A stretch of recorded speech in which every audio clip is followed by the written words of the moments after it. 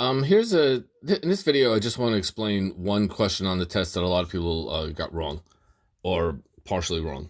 Anyway, the problem was radical p plus 3 equals p. And the first thing you need to do is subtract 3 from each side just to cancel out. Or more correctly, I want to isolate the radical. Now I'm going to square each side. Now, when I square this side, the square and the radical just cancel. When I square this side, then I just do a regular expansion, regular binomial expansion.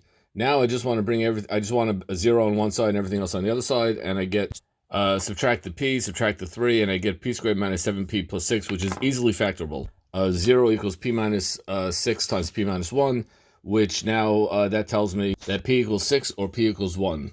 But whenever you have problems like this, you always have to check the solution, because not that you might have made a mistake, but you might have done everything correctly, yet still one of the solutions have to be rejected. When I check p equals 6, everything checks out. For the p, I put in a 6. Square root of 6 plus 3 equals 6. That 6 came from the p up there. And that becomes rad 9 plus 3. 3 plus 3 equals 6. Check, check, check. Everything's fabulous. But let's see what happens when I check the other solution. When I put 1 in for p, I get square root of 1 plus 3, which gives me square root of 4 plus 3, which is 2 plus 3, which is 5. I get 5 equals 1. That is not correct.